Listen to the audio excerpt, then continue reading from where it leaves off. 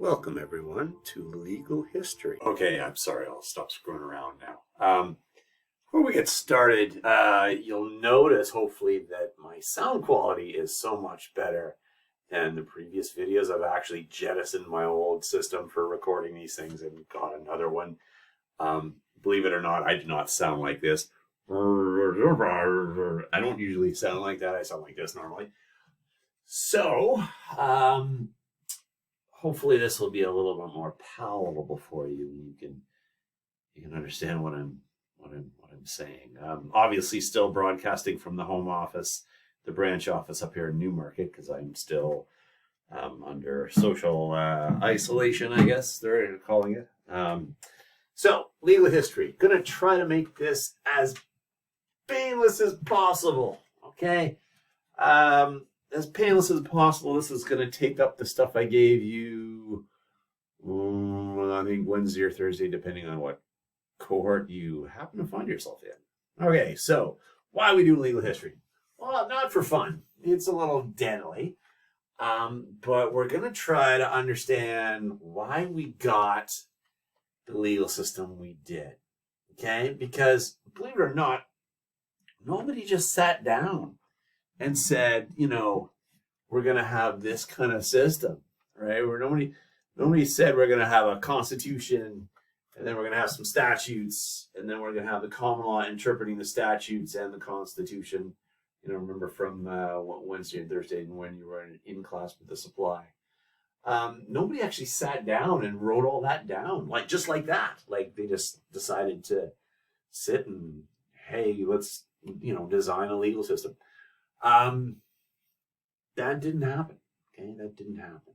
What happened is that a lot of the law we have in the legal system we have very much developed as a reaction to history, right? It wasn't because of some kind of intelligent design. It was a reaction to stuff that was going on, usually wars, to be honest. Okay, so by studying history, we'll hopefully figure out why we have the system we do. Okay, so I gave you a timeline. I'm sorry about my ghostly little face up in the corner there, but I can't just talk to my computer. I need to see someone out there, so I have me basically talking to myself. Okay, so we've got about 9 things we're going to go through pretty quick, just to kind of help us figure out why we have the legal system we did. First one I had you look at was this Code of Hammurabi thing. This guy Hammurabi, Babylonian dude out in Iraq. Okay, was the first sort of king to actually write the law down. Previous kings, they just kind of did whatever they wanted to do. They pillage, double park, whatever they wanted to do, they did. So Hammurabi said, hey, I'm going to get a stone. I'm going to put it in the middle of my capital, which name escapes me right now. And I'm going to write down all the stuff. I'm going to write down all these laws. So you have notice of what the law is. Like you can conform your conduct to what the law is. Now, you might be forgiven thinking, yeah, of course, that makes total sense. Why are you wasting my time with this? But at the time, this is like pretty groundbreaking revolutionary stuff for him to do that, because kings normally didn't do that kind of thing. What they did is they did whatever the hell they wanted to do, right? So he wrote down a bunch of stuff, if a man struck his father, his hands might be cut off, or the man destroyed the eye of another man, they should destroy his eye. So some basic stuff written all over the stone there. This stone, I think, is in the British Museum. As you probably know, the British went on tour for a couple hundred years and called it the British Empire, and basically stole a lot of people's cool stuff. That's why this isn't in Iraq, it's in the British Museum. Unfortunately, it probably is going to stay there. But anyway, so you can actually go see this thing in the British Museum if you want. Okay, so why was this thing important? Like, what did it do? Well, there's a little video right here for you. pleasant music too. Enjoy. We're in the Louvre, in Paris, looking at one of their most famous objects. This is the law coat stele of King Hammurabi. It's interesting to me that this is one of the most popular objects to look at here, and I think it's because of our modern interest and reliance on law as the founding principles of a civilization. And this is such an ancient object. This is nearly 4,000 years old. A stele is a tall carved object. This one is carved in relief at the top, and then below that and on all sides we have inscribed cuneiform. It's written in the language of Akkadian. Which was used for official government decrees. But that's the language. The script is cuneiform. It's divided into 3 parts. Okay, first of all, sorry, it's in the Louvre. The French stole it, not the British, but, whatever. Secondly is, I don't know about you, but this guy's voice makes me feel very relaxed. I feel very, calm when I'm listening to him. I don't know why, but I feel like I should take a nap.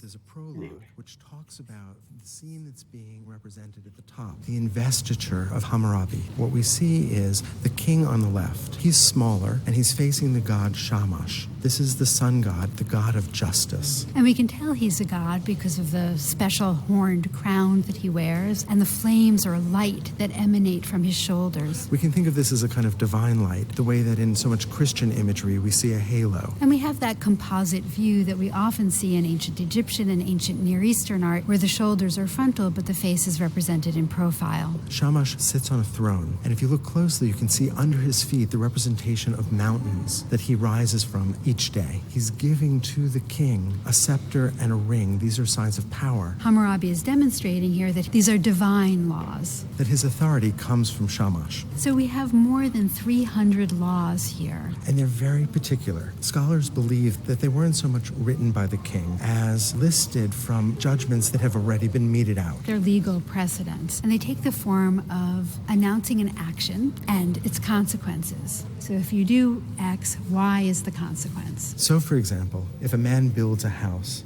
and the house falls on the owner, the builder is put to death. So there's a kind of equivalence, and this might remind us of the biblical law of an eye for an eye or a tooth for a tooth. Which is also found on the stele, and it's important and interesting to note that the stele predates that biblical text. The last part of the text, what is often referred to as the epilogue, speaks to the posterity of the king, of the importance of his rule, and the idea that he will be remembered for all time. This is certainly not a unique stele in terms of recording laws, but it does survive largely intact. When it was discovered, it was broken only into 3 parts, which you can still see today. These laws, almost 4,000 years old, tell us a tremendous amount about Babylonian culture, about what was important to them. So many of these laws deal with agricultural issues, issues of irrigation, and are clearly expressing points of tension in society. And a lot of them have to do with family life, too. And the king is, after all, responsible for the peace and prosperity and feeding of his people. And the stele is such a wonderful reminder that Mesopotamia was such an advanced culture. Here, almost 4,000 years ago, we have cities that are dependent on good crop yields, that require laws to maintain civil society, and a reminder of the debt that the world owes to the ancient civilizations of Mesopotamia, an area that is seeing so much conflict now.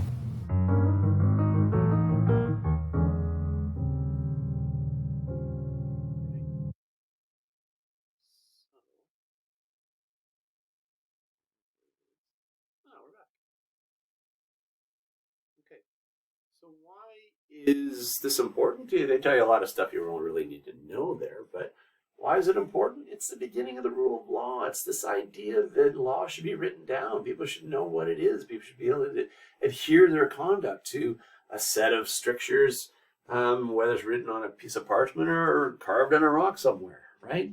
It's revolutionary because you could conform your activities to the rule of law now. You could actually obey the law. You didn't have to worry about doing something and getting jacked by the king and stuff. So it's important. It's the beginning of. Second thing we're going to talk about is Mosaic law. Much of the law has a religious basis to it. So, for example, a lot of if you go to court, you'll see the judges wearing these weird tie things, these dark robes and stuff. That harkens back to religious courts, courts very much were run by religious institutions like way back in the day, like in the 1400s, 1500s, that kind of thing. So if you go to in the English courts, you'll see they're wearing this regalia. So the basis of Canadian law harkens back to something called Mosaic law. This is the law that, according to the Old Testament of the Bible, either the Jewish Bible or the Christian Bible, there's this guy named Moses who went up on Mount Sinai, I think, I stand to be corrected, came down with these tablets that contained the 10 Commandments, and the 10 Commandments said, okay, these are the 10 things that, Moses basically said, I've just been talking to God, and God happened to mention that these 10 things are things you really are just not going to happen. It shouldn't happen at all, and don't do them. It basically formed the basis of the Torah, which is Hebrew for law. Starts off this idea that the law is restitutive, meaning the law is there to make restitution or to restore people to the position they were in had a wrong not occurred and stuff. Okay, so Mosaic law, it's the the basis for a lot of the early laws that happened with regard to crime and punishment and stuff.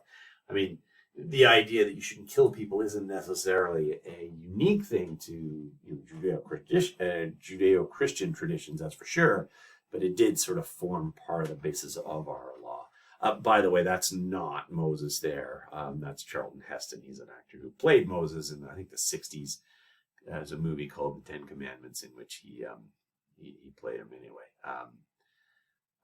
Charlton Heston's actually a gun nut, believe it or not. He's also the spokesman for the National Rifle Association in the United States. I think he's dead now, but anyway. Okay, so what happens next? Justinian. Okay, and Justinian's important for a bunch of different reasons. He basically had created Justinian's Code, and Justinian's Code is basically the basis for the legal systems of most of the countries in the world, except for England and anywhere that England happened to colonize, which is interesting, right? So what Justinian had created was a code of laws that dealt with property, civil procedure, criminal law, family law, and he basically just wrote all of the legal principles down, which is different than common law, which is what we are in Canada, except for Quebec, in that in common law, we have to read the decisions of judges that are interpreting statutes and interpreting the Constitution to determine what the law is. The Civil Code has all of that stuff basically written down. The role of the judge in a civil code system is just to apply those principles that are in the civil code. So you wouldn't necessarily read a bunch of decisions from civil code judge to figure out what the law said. You would read the scads and scads of civil code documents that would essentially define the rights and obligations of the law in question. So civil code is very much more prevalent than common law system. Common law system where the judges interpret the law, write down the decision, and then tell you what the law is. So, for example, in Quebec, the property and family law of Quebec is civil code. It's based on Justinian's code. It's based on Napoleon's code, which was based on Justinian's code.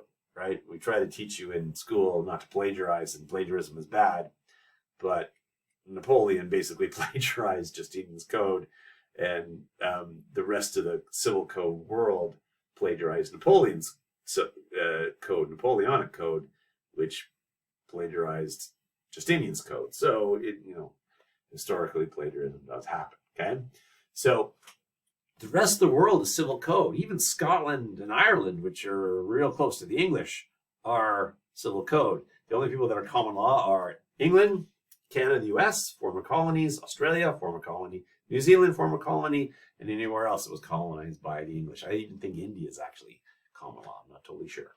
Okay, so Justinian's important because Justinian gives us the Code Napoleon, which is the Napoleonic Code, which becomes the Quebec civil law. So if you get married in Quebec, you're going to be adhering to the civil law of Quebec.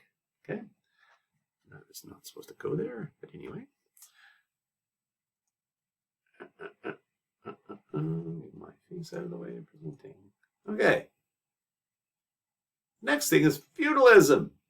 Not really my favorite, but feudalism is this thing that occurred in the medieval world around the middle of last, 1000s right up until about 1400 or so. Okay. So we're fast forwarding from, Justinian's Code, which is 500 before Common Era, all the way up to 1065 in England. Okay. We're going to skip a whole whack of stuff that might be relevant if you were in university studying philosophy of law, but we're gonna move ahead. Okay, feudalism is this idea that if you were the lord of a certain area, essentially you got to make the law with regard to that area, right? So if I was, Sir Devinder of Brampton, you would all be my vassals. You would all pay me rent, and I would make the law in Brampton, and then somebody else in Sir Who's-Its-What's-Its of Newmarket would make law with regard to his area and stuff, okay? So in England,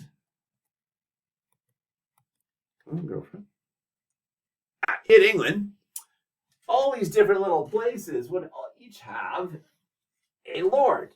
And each of these lords would essentially make the law in their own basic areas. So for example, up in Durham, there'd be one set of laws about, if somebody stole a cow, there'd be one set of law in Durham that would apply. In Northumberland, the law might be different if you stole a cow.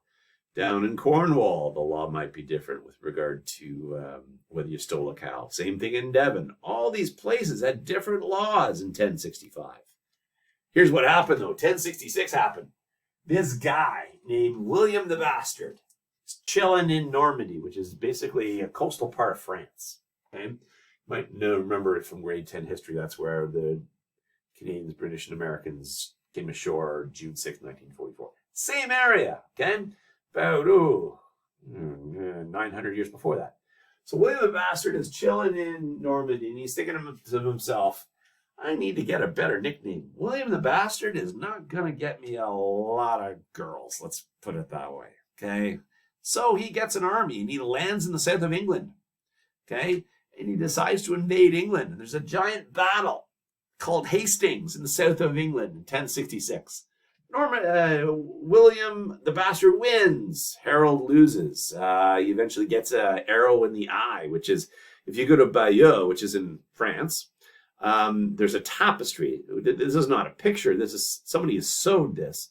And there's a good old Harold there, and there's him getting the arrow in the eye. That probably hurt. Actually, was fatal, but anyway. So William the Bastard becomes William the Conqueror, takes over England.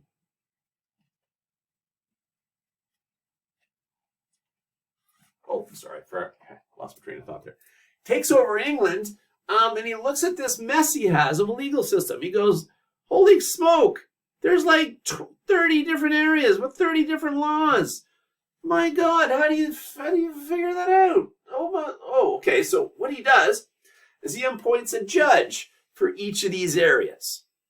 Okay, and they would all start off in London, right? William the Conqueror. If you've been to London, if you've been to the Tower of London in London, there's the White Tower, the one in the middle. That was his crib.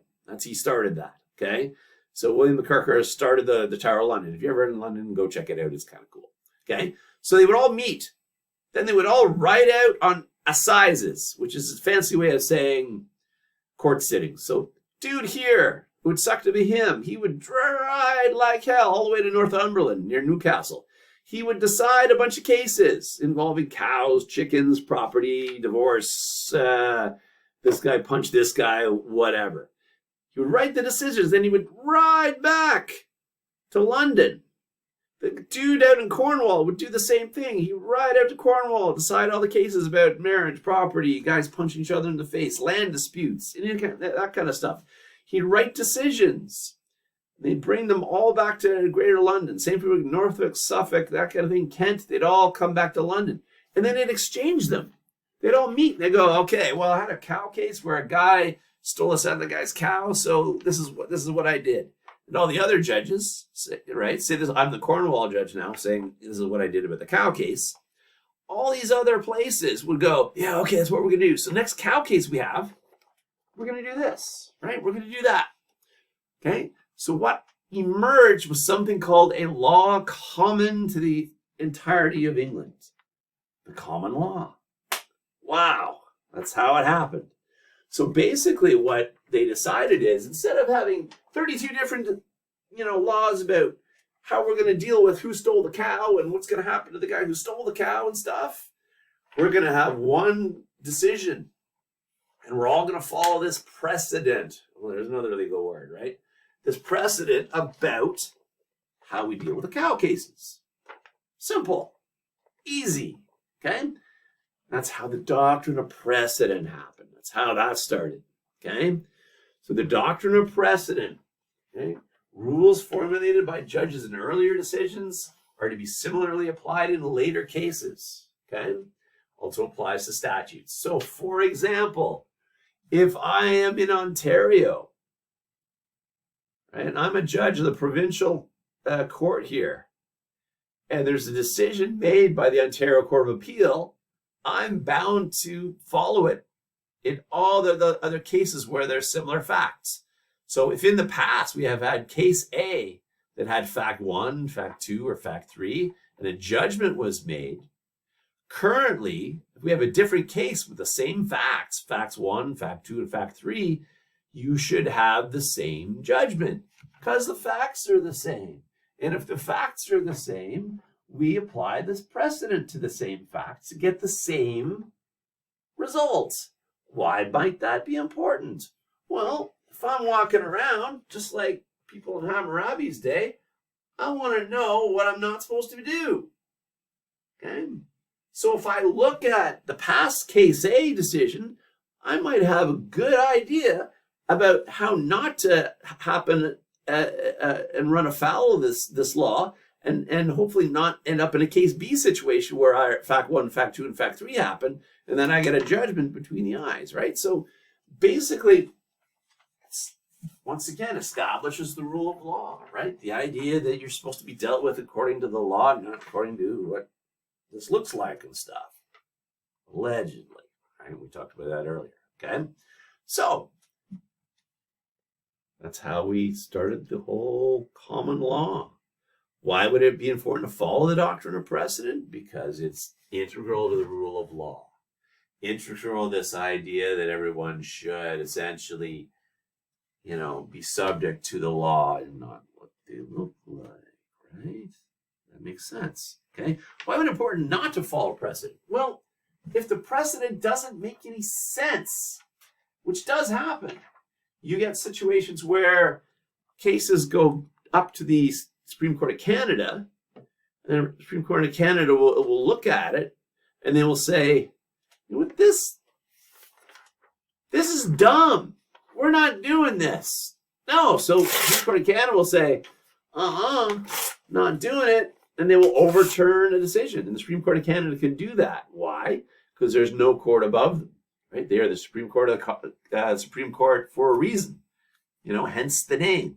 Right? They call them the Supreme Court. Why? Because they're supreme. It's not rocket science.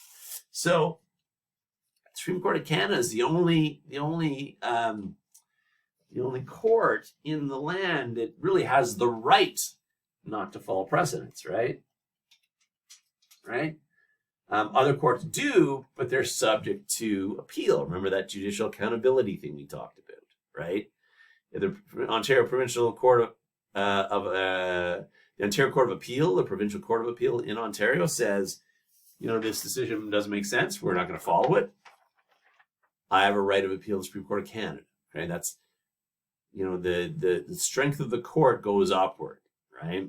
So all these courts here have to follow the Supreme Court of Canada decisions. If they don't, I can appeal to the Supreme Court of Canada and I can get them to overturn it, right? Get them to overturn the Provincial Court of Appeal, okay? So it might be important not to follow precedent when precedent doesn't make sense. There was a case you might have learned about in civics, the Persons case, where for some reason the men in Canada thought that women weren't people. Now think about that for a second. How women are not people. Not guys, not a bright part of our history there. That's something to be a little bit embarrassed about. So they, the British Judicial Committee of the Privy Council chose not to follow the precedent set by the Supreme Court of Canada saying that women weren't people. What were they before? I don't know. Because there's only two things in the legal world, people and property. And I'm not about to make the argument that women were property. So what were they? I don't know. Anyway, so there are times when following precedent might not be a good thing. Okay, Magna Carta. That is the next thing that happens.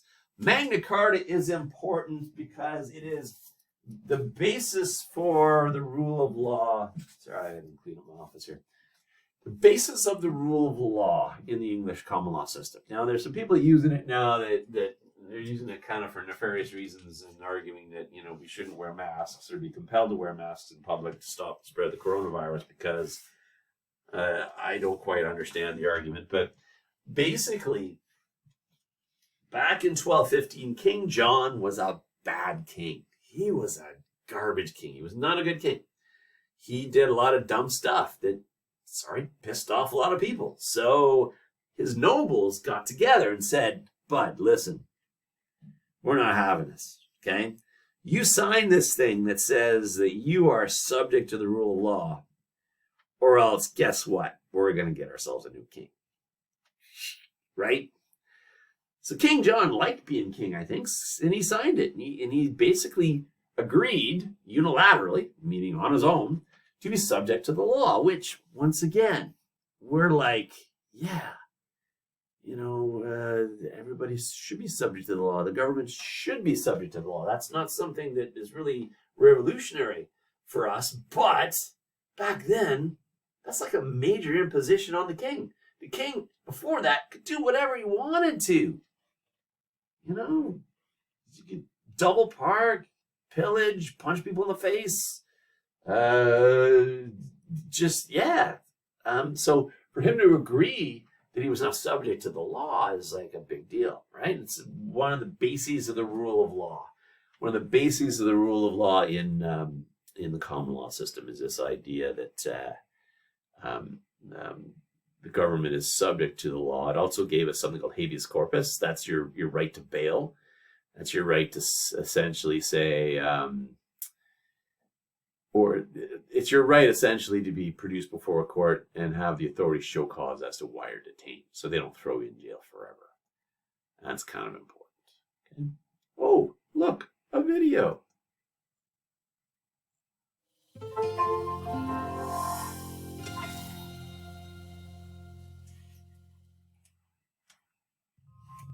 This may look like a plain, unassuming piece of parchment, but it's actually one of the most famous documents in the world. Magna Carta, meaning the Great Charter, has inspired people across the centuries, from Thomas Jefferson to Mahatma Gandhi. But why was the Charter originally created, and what does it actually say?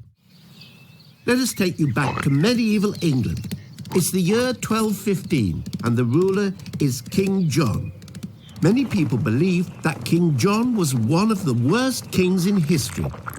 He imprisoned his former wife, he starved his opponents to death, he allegedly murdered his own nephew, and pulled the beards of the Irish chiefs. King John had imposed heavy taxes on his barons in order to pay for his expensive foreign wars. If they refused to pay, he punished them severely or seized their property. The barons demanded that King John obey the law. When he refused, they captured London and John was forced to negotiate. The two sides met at Runnymede in June 1215.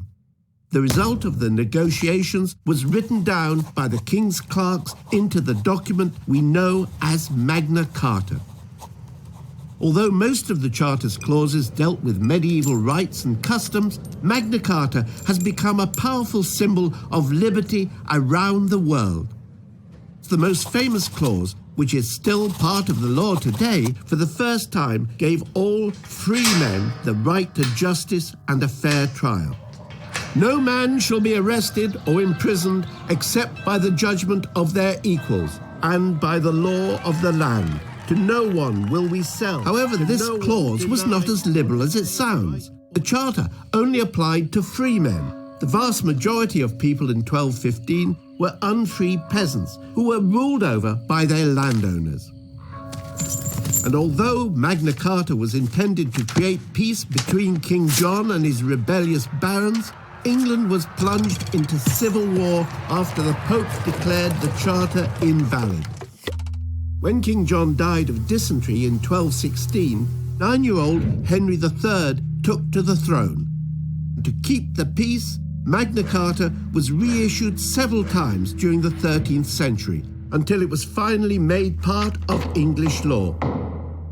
Magna Carta has lived on for 800 years and is echoed in the United States Declaration of Independence and the Universal Declaration of Human Rights. Perhaps Magna Carta's most important legacy is that everyone, including our leaders, must obey the law. What started out as a document of specific complaints from a group of barons has turned into an international symbol of liberty, without which we might not have the rights we value so much today. Okay, so Magna Carta, very important thing, and then in relation to that, no, don't do that. Why are you doing that? Hey, okay. Remember that the British guy with seemed like he had the cold talked about Henry III. Henry III messed up because he allowed the first Parliament, right? People were mad, right? Once again, not the peasants didn't get a chance to engage in this, but freed people did. So he allowed something called a Parliament, in which a lot of the landowner dudes got together and talked about stuff and made recommendations to the king. It developed to the point where in 1265, Henry III was kind of at odds with the first Parliament, and the king started to realize that they needed to actually heed what Parliament said. In 1642, Charles I said, yeah, you know what? I'm going to do whatever I want to do. And he said, Parliament, kiss my butt. And Parliament said, no, you're going to listen to us. You're going to do what we say. Charles I said, no, I'm not. And Parliament said, yes, you are. Charles said, no, I'm not. Parliament said, yes, I am. And the English Civil War breaks out between Parliament and the king. King Charles I loses that war along with his head.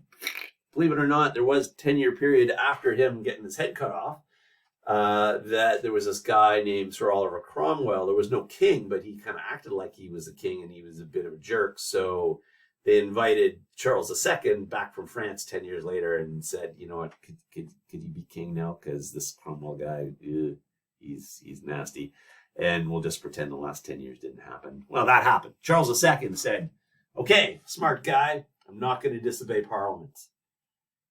Unfortunately, he died, and his brother, this dude here, James II, said, guess what, I'm gonna not do what Parliament says. Parliament says, yes, you are. James said, nope. You know, this is a Protestant country, because at the time, legally, England was a Protestant country, right? The Protestant sect of the Christian religion. James II decided to wave his wand and change everybody into Catholics, which pissed off all the Protestants. So guess what happened? Big civil war. James II versus Parliament. Guess who wins? Parliament does. There's a battle called the Battle of the Boyne in Ireland, where the Catholic William II, who was the guy that Parliament invited to be king, and James II met in Ireland. James lost. It's so the basis for all of these sectarian violence between Catholics and Protestants in Ireland, and is one of the reasons why I'm here, because my ancestors fled all that to come to Canada. Yeah. Oh, by the way, I did find some footage of James II here.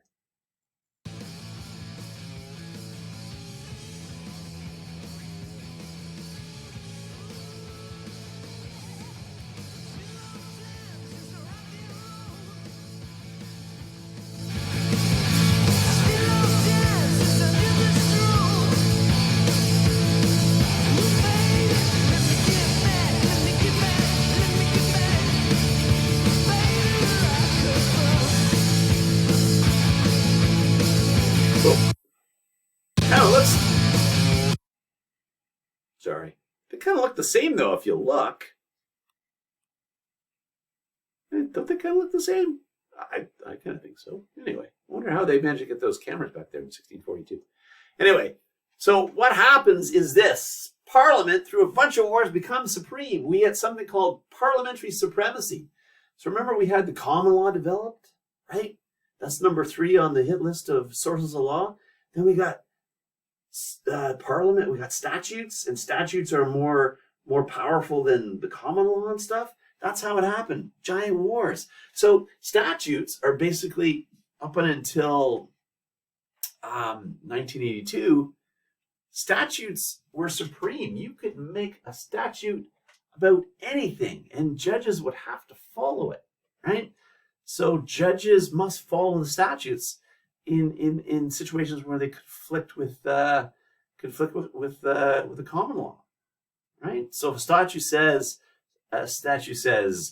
X and the common law says Y, the law is X, not Y. Okay, so before judge-made law was supreme. Now we've got statutes. Statutes are basically laws made by the Parliament, right? So Justin Trudeau, the cute one, right? I don't know why I'm pointing myself, but anyway, he's in Parliament. His party makes statutes. Same thing with Doug Ford in Toronto. Not as cute. Makes laws that are within his jurisdiction in Ontario, because he's a provincial premier and stuff. Okay, so for example, the Family Law Act is an act of Parliament in which they're actually an act of the legislature that governs family law, like who has to support who at the end of a marriage, who has to support the kids, who gets custody of the kids, all those kind of stuff. Okay, real important things, right? So statutes happen, right? So let me ask you this. Normally, don't worry about the Pear Deck. Sorry, we can't really do Pear Deck because I'm 60 kilometers away from it right now. But say this happens. The Family Law Act says a spouse is 2 people who have undergone a marriage ceremony. So male, male, female, female, male, female, female, male, whatever. Okay? There's a case, Steve versus John, that says a spouse is a man and a woman who have undergone a marriage ceremony. So the Family Law Act defines marriage as 2 people. The case Steve and John defines marriage as man and woman, one of each column, column A, column B, right? Which is the definition? You've got a statute conflicting with the common law. Who's going to win that? The statute is, right? Statute is, because it's an expression, democratic expression of the people's will, right? As opposed to one judge, old dude, writing down what he thinks. Okay? So, the definition would be the statutory definition. That would be the one that wins. So what do we got so far? We got common law. We got statutes, right? We talked about Napoleon. There he is. Does not look happy. I guess he's got heartburn. I'm not sure why his hand is in, well, at least it's only in his shirt. Never mind. Anyway, so Napoleon Bonaparte, Le Grand Plagiariste, basically steals Justinian's code. We talked about this. Justinian's code becomes part of the civil code of Sweden, Norway, Finland, Russia, France, Spain, Portugal, Germany, Bulgaria, Poland, Ireland, Scotland, Wales, not England. Right? They always got to be different, those butt guys. I don't know. Okay? So basically, if you go to any other country other than either England and its former colonies, you're going to have to learn civil code. Okay, go to England, you'll learn common law. Let's move on. Okay. Before 1945, there was not really this idea that people's rights needed to be protected, really. Not in legal documents, anyway. Then, you might have heard of it or remember of it from grade 10 history. There was something called World War II, okay? It was a sequel to World War One. The Germans, I guess, had so much fun in World War One that they decided to have World War II.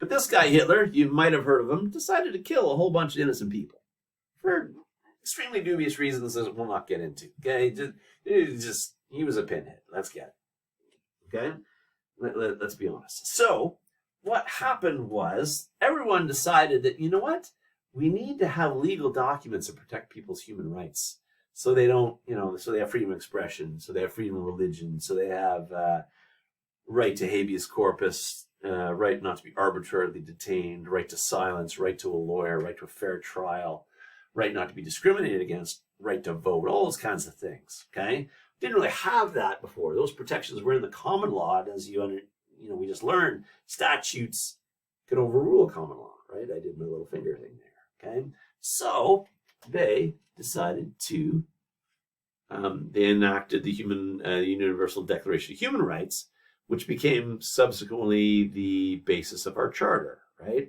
Our charter is very much derivative of the UDHR, right? And we'll talk about the charter in a little bit, okay?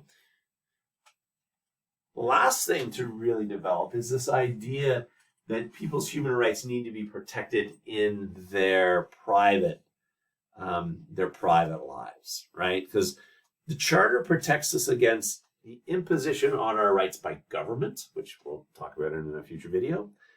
Human Rights Act protects us in our private sphere. So, for example, if I went, if you went to a store and they wouldn't serve you because you were black or you were South Asian, you wouldn't necessarily use the charter there because the person doing the discriminating is not the government. You would use the Human Rights Act. Okay, and I'm not going to get into too much detail about that right now because we're going to get into that a lot more later on. Okay, so the Human Rights Act, very important document that we will study. Okay, so that, my friends, is how. So this is how basically we got our legal system. We didn't get our legal system by someone sitting down and writing down, we're going to have a constitution and the Constitution is going to police whether the statutes take away people's rights. And if they take away people's rights, the Constitution will smash the charter and do away with it. No. And then, we're going to have these judges who are going to interpret the statutes and interpret the Constitution and apply the law. They didn't actually sit down and put all that together in one sitting. No, it all developed kind of backwards. Common law first, statute second. Then the constitutional idea arising out of World War II, right? All of that developed in reverse, okay? As a result of historical development rather than intellectual. Well, sort of intellectual development, but it's very reactionary towards what historical things have happened, okay? So that, my friends, is legal history. Hope it was not too painful. So for now, stay safe, and I'll catch you next time. If you have any questions, save them for class, or you can email me or jump into one of the online classes. That works too. Okay? Take care.